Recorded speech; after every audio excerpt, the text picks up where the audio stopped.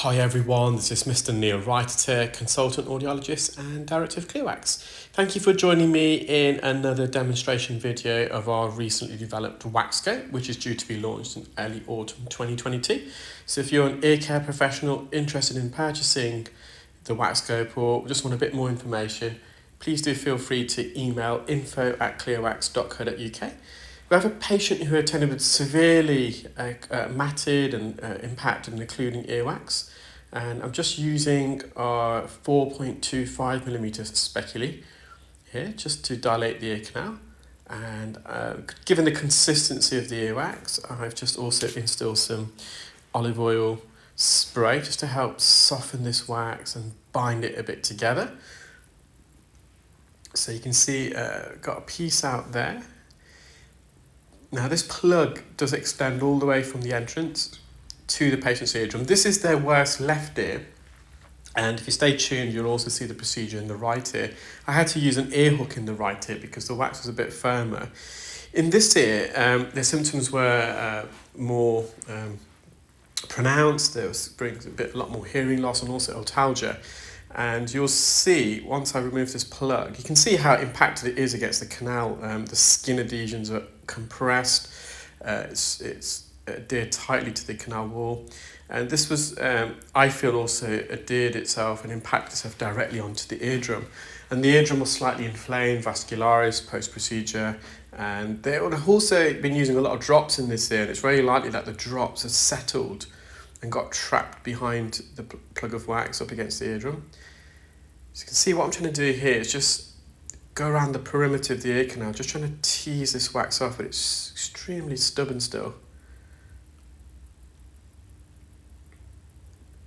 So the advantage of using the WAXscope over the endoscope, the iClearScope, is with the endoscope there's no speculum, so you're having to widen, dilate and straighten the ear canal using the tip of the endoscope whilst also simultaneously using the opposite hand, so which would be a dominant hand, because typically you would hold the endoscope and also the WAXscope in your non-dominant hand, and it's your dominant hand that's holding the instrument to remove the wax.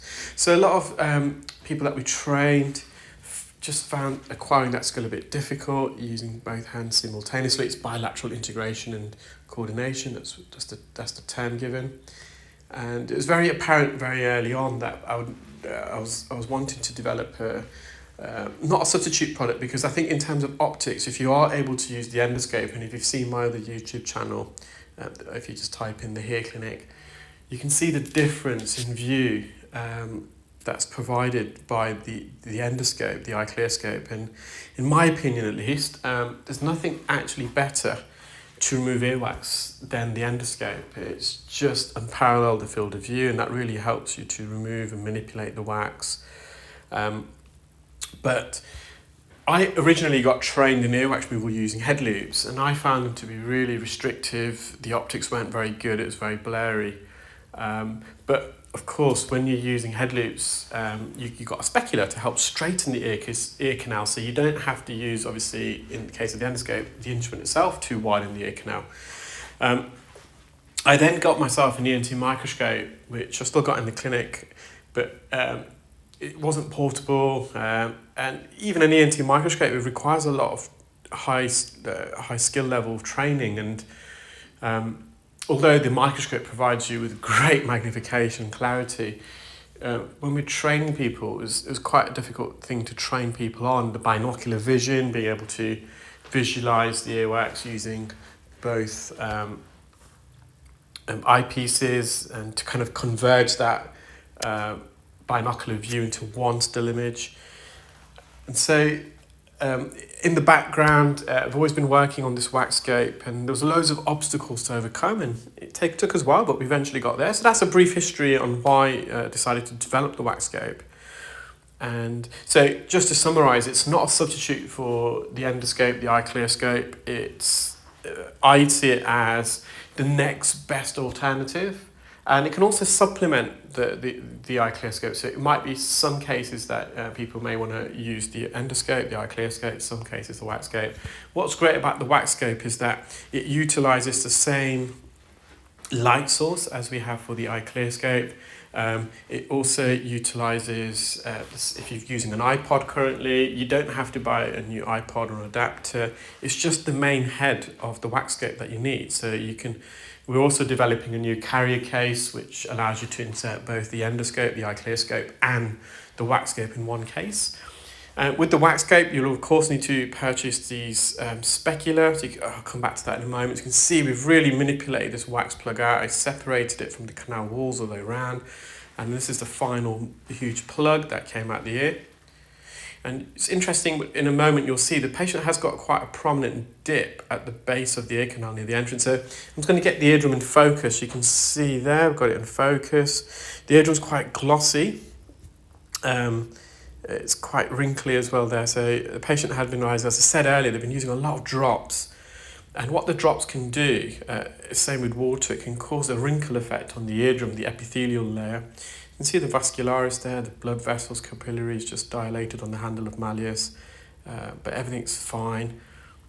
Again, we just got it in focus there, and you can see here, there's a little dip in the patient's ear canal, and that could be an attributing factor to why the patient has got this wax buildup, because the wax is trying to migrate out of the ear, and as it is, it's getting trapped in this little dip, this little trench, and it's no longer able to migrate. So yeah, just going back to the specular sizes, so we've got 4 specifically designed specula for the WAXscope. In terms of price, they're going to be very similar to your standard earwax removal specula. So the Shea specula, the Rosen or Tamarkin, and they're single-use disposable. You clip it on. I uploaded a couple of posts yesterday on social media, whether it be LinkedIn or Facebook, Instagram, etc., showing how it connects. And you can just see there, so I'm a final view of the eardrum. So the patient's symptoms are alleviated. This is the patient's writing. This year they hadn't been using any drops, so the wax was a lot firmer, and in the end I had to use an ear hook to dislodge this from the ear. So there's a lot, and the ear canal was a bit narrower this side as well. So I've just inserted the suction probe. You could have just seen it there. It wasn't getting a suction grip. It was too firm, the wax. So instead of persevering unnecessarily, just put some olive oil, spraying again. You can see this wax is probably a bit darker. And although I can't see the dip there, I'm basing my assumption on the patient's left ear in some ways. That because they've got a dip in the left ear, they've also got a dip here. And I was actually quite correct. You can see that as I'm trying to lift this up out of the dip, you can see there's a big, some more wax that's appearing. So the patient has also got a dip here at the base of the ear canal. And that's just a little tip. So although your ears can be different in anatomy quite often, but sometimes certain features can be found in both ear canals, just as the dip in this patient's ear. But I would say that the entrance of this ear is a bit narrower, and I was going to use the 3.5mm specula. I was going to revert, but I was still able to dilate the ear canal using the 4.25. You can see I've just pushed it slightly further in, just stretching. I'm just getting it in focus, and I'm just trying to lift this up and away. And again, there's loads of skin adhesions here. Now this plug, after removing, when we put it on the table, it pinged, so it was like a stone, so it's really solid. And sometimes when the wax is really, really hard, it's very difficult to get a suction grip. And the drops can help, but it probably would have needed this patient to use the drops for a bit longer, or for me to put it in a bit longer, or getting the patient to come back. So we want to get this out today for the patient.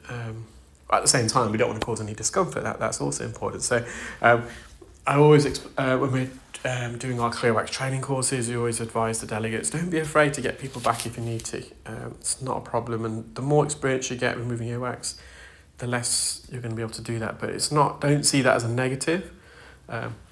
It's important, especially when you're embarking as in your journey as an earwax removal specialist, a clinical ear care specialist, to know your limitations. I mean, when I first started, there was quite often I would get people back, and I would refer to colleagues, an ENT surgeon, a good friend of mine, Mr. Darius Rajali, if required. But of course now I've become a lot more experienced, and skilled, so it's seldom that I do need to refer, if at all anymore, but never feel afraid to using drops, and if you do need to get people back, that's no problem, that's fine. Occasionally I still have to get people back. I would say it's very, very seldom now, but probably 2 or 3, maybe 4 a year. But I used to get people back on a far higher volume when I first started. So don't be too hard on yourselves at first. That's the best advice I can give.